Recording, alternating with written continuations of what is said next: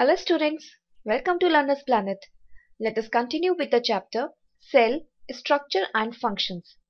Cell, which is defined as the basic structural and functional unit of life, and I explained to you in the earlier sessions that all organisms are made up of cell, and of course these cells have some common components in them. The cell present in any type of organism. The basic components are what? It is the cell membrane, cytoplasm, and the nucleus. So these three things are basically common in each and every type of cell. It has to be present essentially, right? But definitely there are the differences in different types of cells with respect to the size of the cell or the shape of the cell, and the size and shape, they both are related to the function of the cell in the particular organism, right? And of course besides that, the number of cells also vary in different types of organisms, and thus there exists the unicellular as well as the multicellular organisms. In the last session we have studied about the very first component, that is the plasma membrane or the cell membrane, and the another boundary, that is the cell wall, right?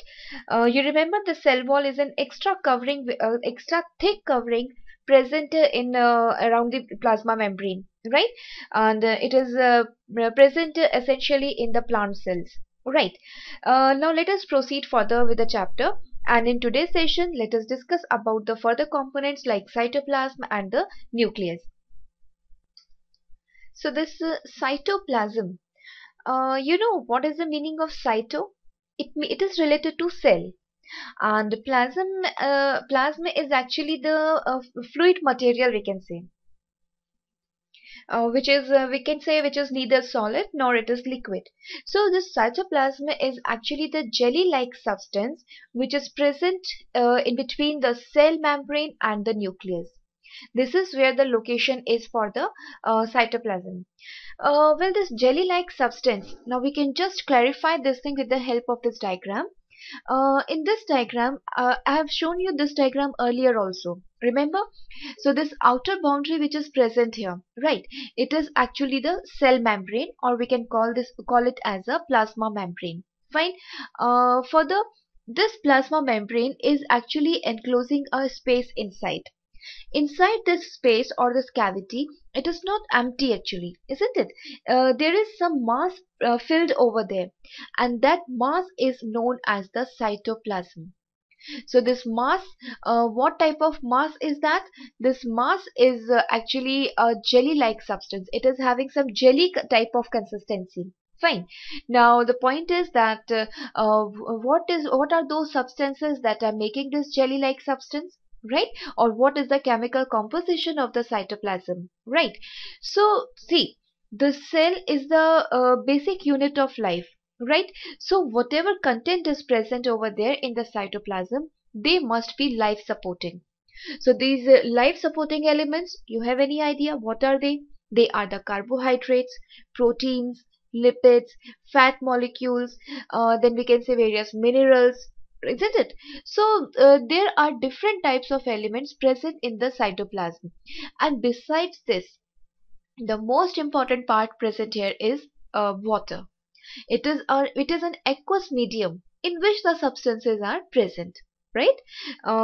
Even I can say that almost 85% of this cytoplasm is actually constituted by the water only. So now you can understand that why water is so essential for our life, because the basic component of our body is cytoplasm. Even you know, if you are thirsty and you don't get water, how do you feel? Isn't it? We need the water as an essential component. Why? Because it is the most important element of our body, right? And of course, our body is made up of what? The cell. And therefore, in the cell, the cytoplasm is having one most important component, that is water. Now, this doesn't mean that the other components are not important. Each and every component is having its own role and is essentially required so as to support the life, right? Now, beside these substances, we can say it is present as the granular mass inside, or it is scattered inside. Fine. It is not a complete solution, or the substance is completely dissolved in the water, but I can say it is a it is suspended over there, or it is present, it is scattered inside, or it is present in the form of gel, right? Besides this, the other parts or the other components that are present inside the cytoplasm, they are the organelles. The organelles, of course, they are the functional unit of the cell now, right? Each organelle is having its own role, and therefore we have studied about the division of labor. You remember this thing? So these organelles, they are present inside. And what these organelles are? They are like as is shown in the diagram also. First of all, let us highlight the nucleus. So nucleus is present in each and every type of cell. Fine. It is possible that it is present in the primitive form, right? Or it is present in the well developed form. That is possible. But essentially the nucleus is present. Now, one important thing is that when this nucleus is present in the primitive form, then it is actually not surrounded by the nuclear membrane, right? That means it is not separated from the cytoplasm. See, here we have written that this cytoplasm is actually present in between the cell membrane and the nucleus. So nucleus, what we mean here is by the nuclear membrane, right? So this space between this structure, that is this blue boundary, that is the nuclear membrane, and this outer boundary, that is the cell membrane or the plasma membrane, and of course the cell membrane around all these organelles. So whatever material is filled in between is actually the cytoplasm. But in the primitive type of cell, that is in the prokaryotic cells, this membrane is not present, and other membrane bound organelles are also not present. So it is in that case, this nucleus is known as a nucleoid, that we will discuss later on. But for now, just understand this important point. The important organelles of the cell, like the nucleus, the endoplasmic reticulum. Can you see these extensions? These tubular structures which are extending from the nuclear membrane, they are known as the endoplasmic reticulum. I can label this here for your just to clarify this thing. So this structure present here, this is what? It is the endoplasmic reticulum. Okay, and of course it is a membrane bound organelle, right? That means it is surrounded by the membrane. Fine. Then the another organelle is here, this one. You can see these oval structures here, and they are the mitochondria. Fine. Then I'm sorry. Okay. The next one is this. Can you see these stacks of some tubular structures with some round bodies here? So this structure is actually known as the Golgi apparatus. Fine. So you can understand that inside the cell, what other parts are also present. Right? The basic components are of course the membrane, the nucleus, and the cytoplasm. But besides that, the cytoplasm is actually containing different types of organelles which are essentially required for the functioning of the cell. Fine. Then you can see these round structures here. They are the vacuoles. And each this particular organelle, they all are having the important specific function. For example, the mitochondria, it is responsible for the storage and synthesis of energy-rich molecules. Whatever function is going on, it will require the energy. And where this energy is present? Energy, it is present in the chemical form in the cell. And that chemical in this case is the ATP. Always remember, in the human body or inside the cell, this ATP is actually known as the currency of energy, right? So ATP is synthesized inside the mitochondria and it is stored over there. So whenever this energy is required, it is supplied from the ATP molecules, right? Besides that, we have labeled here this endoplasmic reticulum. So this endoplasmic reticulum is actually required for the synthesis of protein molecules and the steroid molecules. There are different types of endoplasmic reticulum, and that each type is involved in this type of process. Fine. Then comes the Golgi apparatus. So this Golgi apparatus is basically it is serving as the unit where the modification and the packaging of material takes place. What does it mean? It means that the things which are synthesized inside the reticulum, endoplasmic reticulum, they are transported to the Golgi apparatus because they are in the raw form right now. Fine. So they will be transported to the Golgi apparatus. In this unit, these raw materials, they are further modified according to the need of the cell, according to the organelle where it has to be supplied, right? So according to that, they are modified here, they are stored here, they are then packaged, means how these molecules will be supplied, right? So they are actually packaged into some vacuoles and then they are transported to the target site. So this type of function is actually performed by the, or it is played by the Golgi apparatus.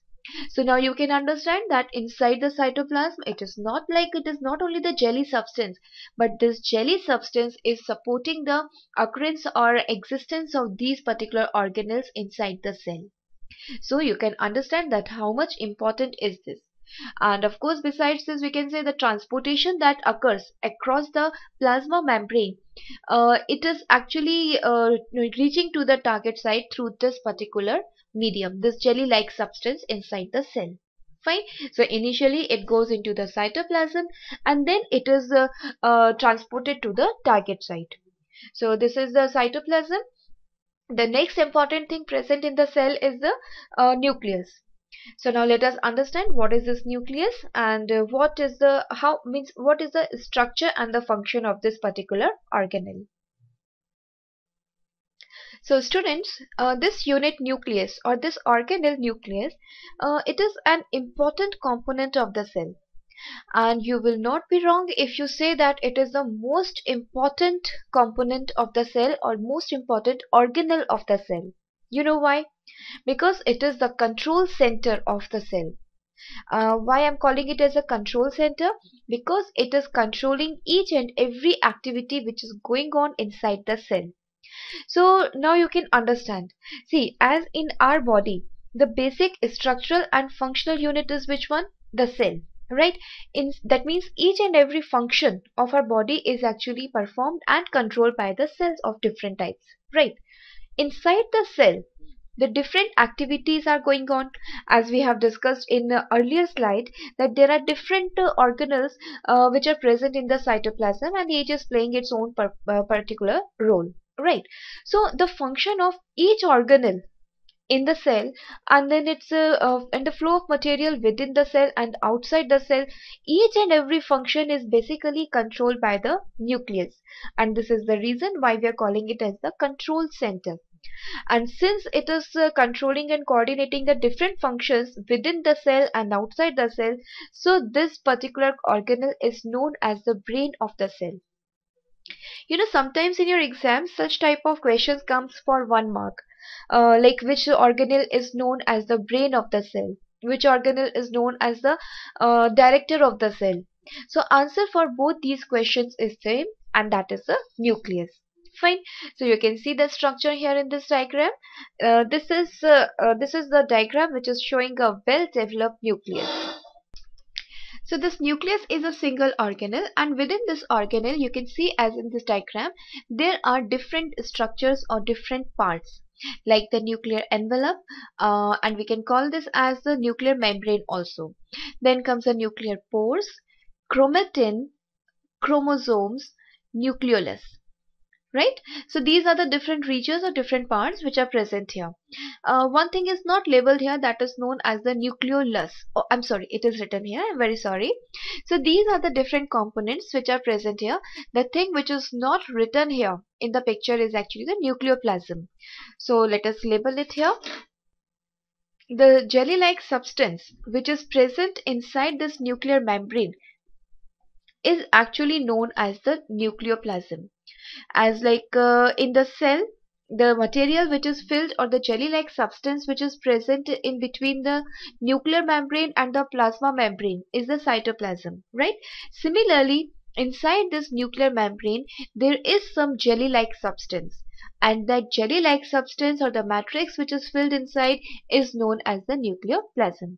So these are the different parts which are present in the nucleus, and each is having its own important role. So now let us just clarify that what all these structures are and what are their functions.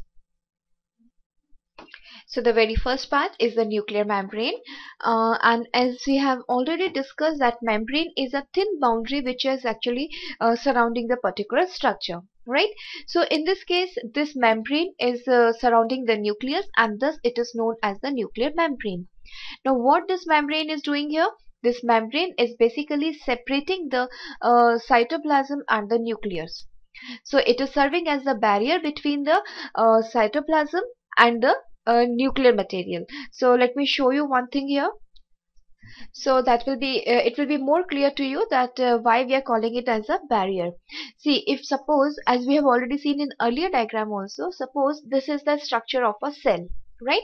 This is the cell membrane, right? Let me just write the short form here, cell membrane.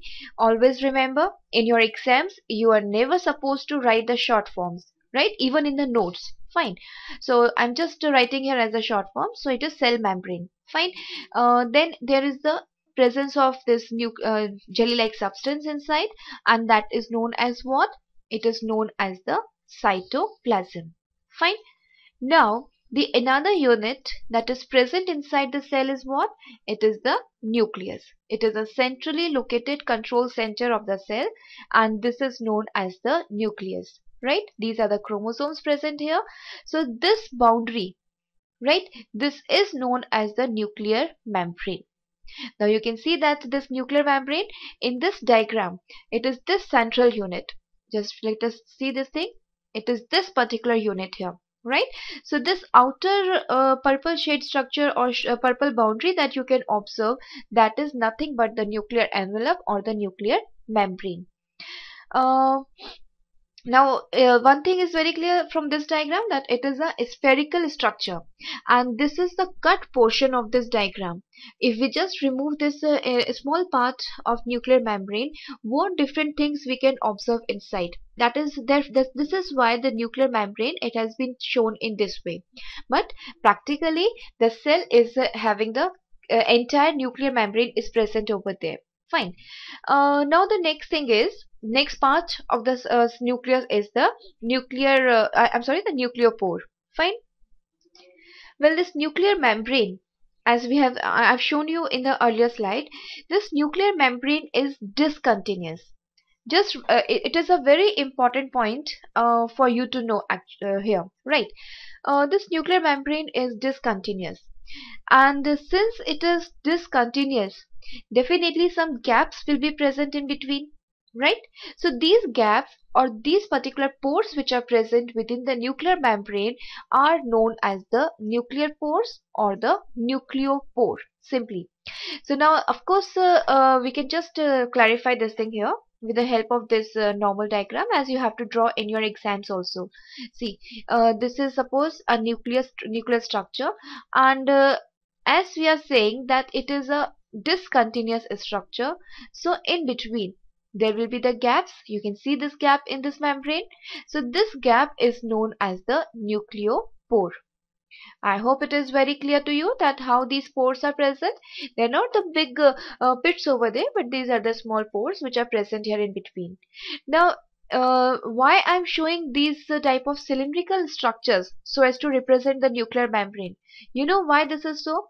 Because the nuclear membrane is not a single unit. It is present as a double membrane structure. I could have shown you it like this, like it is this, but this structure is going to be wrong. Why this is wrong? Because nuclear membrane is always double layered. There are two nuclear membranes which are present. So if we just show the discontinuation between the two particular membranes, then how we have to show? We have to maintain here one more, and at the ends of these particular discontinuation points, these two membranes are joined with each other, and this is why the look is something like this. You can see here in this diagram, these small blue colored spheres or structures present over the membrane, they are nothing but the nucleopores. Now the point is, what is the function? Why is it having these types of pores? Although I have already clearly explained you in the previous session that the cell membrane is porous in nature. And why that porosity is there? It is because of the lipid molecules present in them, isn't it? Now same thing is here. These nuclear membranes, they are also made up of lipids and the proteins. But despite of that porous nature, there is this additional feature here, and that is the discontinuation of the membrane, which results in the formation of nucleopores. And these nucleopores allows the communication between the inner material of the nucleus and the things which are present in the cytoplasm. So they actually maintain or they control the flow of material between the nucleus and the cytoplasm. And this is the major function of the nucleopore. I hope it is very clear to you. Well, now the next structure or the next part of the nucleus is the nucleolus, right? So let us see what it is. So this next part, it is the nucleolus. This nucleolus is a small spherical dense structure or the dense region which is present within the nucleus. See, the nucleus inside it is filled with different material, and in a particular region there is a dense area, right? And that dense area or that dense region is actually known as the nucleolus. This nucleolus is rich in some specific proteins and the ribosomes or some RNA molecules. Right. So these RNA or protein and ribosomes, they are actually present here. They are present in the rich content over here, and they are required for the protein synthesis.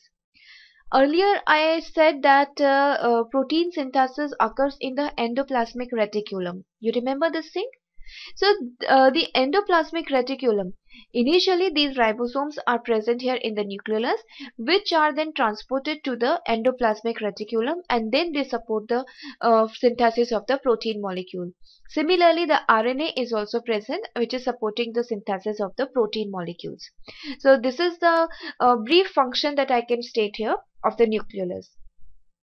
Besides this, inner cavity of nucleus is actually filled with the jelly-like substance, and this jelly-like substance which is present here in the nucleus is known as the nucleoplasm, right? So you can see this filled material inside. That filled material is nothing but the nucleoplasm.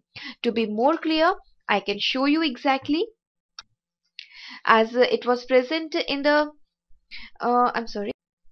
As it was present in the cytoplasm, I showed you in the form of dotted structures. So this jelly-like substance is actually scattered inside the nucleus also.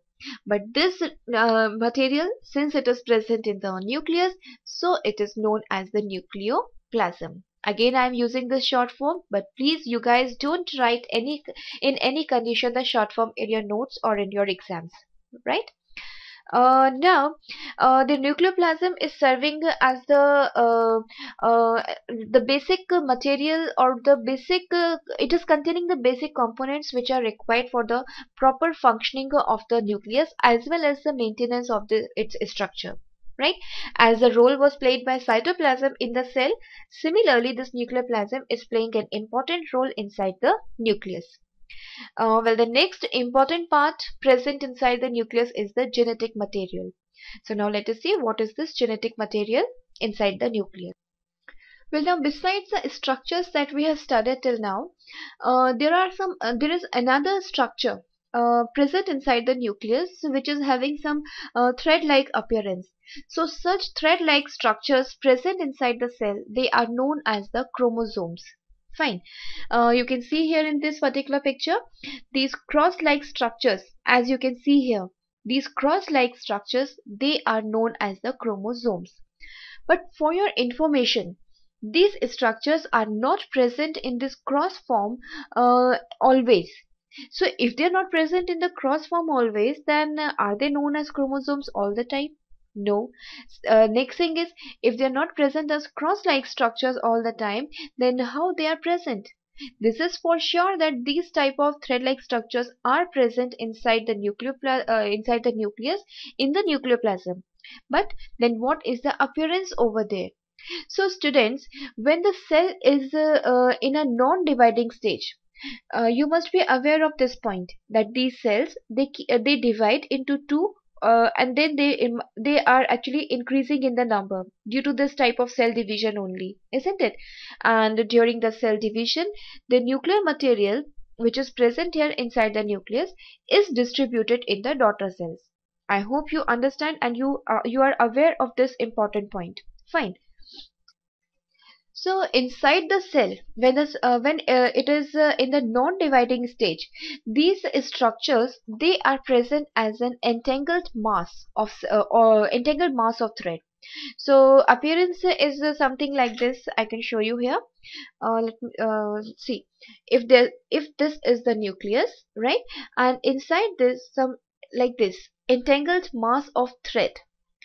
If you just open the thread, right, and you just lay it down, then what will happen? It appears something like this only, isn't it?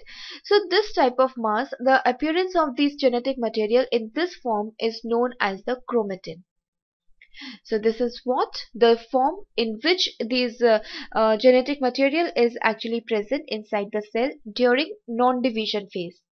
Now when the cell division has to occur, this chromatin material, it gets condensed. So as it gets condensed, they get separated from each other and they take the shape of these cross-like structures, which is now known as the chromosome. So this is how. So of course now this thing should be very clear in your mind, that when the cell is in the dividing phase, when it is dividing into two daughter cells, it is getting ready to divide into two daughter cells, then they are present in the form of chromosomes. And the point when they are in a resting stage or they are in the non-dividing stage, these chromosomes are present and in this loose material, and that we call as the chromatin. So at a time, only either of these two things are going to be present, or they must appear in the nucleus. Now these chromosomes, they are carrying the genes. You know, chemically these chromosomes, they are made up of units known as DNA. Now in this advanced world, I hope you understand what is this DNA. This DNA, see, the full form is deoxyribonucleic acid, right? See, I can write it here, deoxyribonucleic acid, right? So this is the basic chemical composition of the nuclear material or the chromosomes. Fine. Now these DNA, they are actually coding for different functions in our body. You must be knowing this thing, that in our body each character, each particular feature is controlled by the specific by the genetic material, right? And in this case, the genetic material is what? It is a chromosome, isn't it? And in this chromosome there are the specific units. These small sections of the chromosomes, they are coding for different types of functions. Got my point? So each such a small unit located over the chromosome itself is known as the gene. So this small box that I have just shown you here, we can write it as a gene. So what is this gene? It is a special unit present on the chromosome, which is made up of DNA and is coding for the particular function in our body. Fine. So further, you must have heard about this another point, that when the reproduction occurs, the characters are transferred from parents to the daughter generation, right? So how they are transferred? They are transferred in the form of genes, or in the form of these chromosomes. So of course these genes are actually known as the functional unit of inheritance. The process of transfer of characters from one generation to the another generation is known as the inheritance or heredity, right? And the functional unit of this inheritance is actually known as the gene. So now you understand what is this gene. Gene is made up of DNA and is coding for a particular function. So now of course to be more clarified, let us say, for example, let us say your father and your mother, right? Your father is having brown eyes, suppose, right? And your mother is having, let us say, the black eyes, right? So when the reproduction occurs between this couple, what will happen? The next generation will come up, like you have come in their life, isn't it? So these organisms which are now born from your mother and father, they will either have the brown colored eyes or they will have the black colored eyes. Now this black color or the brown color, right, from where this color is coming in the next generation? From the parents only. So in which form are they transmitted in the next generation? It is in the form of genes. So gene is just a code for a particular function, right? So this is how the inheritance occurs. So this is all about the detailed structure of the nucleus. Right.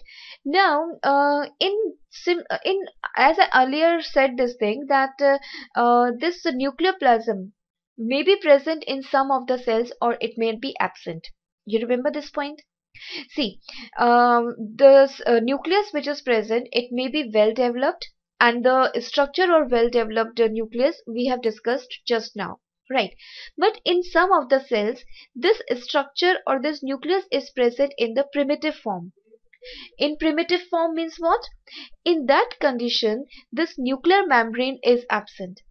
The genetic material is definitely present, right? And but this nuclear envelope is absent. So if nuclear envelope is absent, definitely the nuclear pores will also be absent. There will be no nucleoplasm in that, isn't it? It is not separated actually from the cytoplasm, isn't it? There is no barrier between the nucleus, this primitive nucleus, and the cytoplasm. So on this basis, that means the whether the cell is having the primitive form of nucleus or it is having the well developed nucleus, that there are different types of cells. So this thing we will discuss in the next session. Till then, you go through your studies. We'll meet you soon in the next session. So till then, thank you so much. Have a nice day. Goodbye.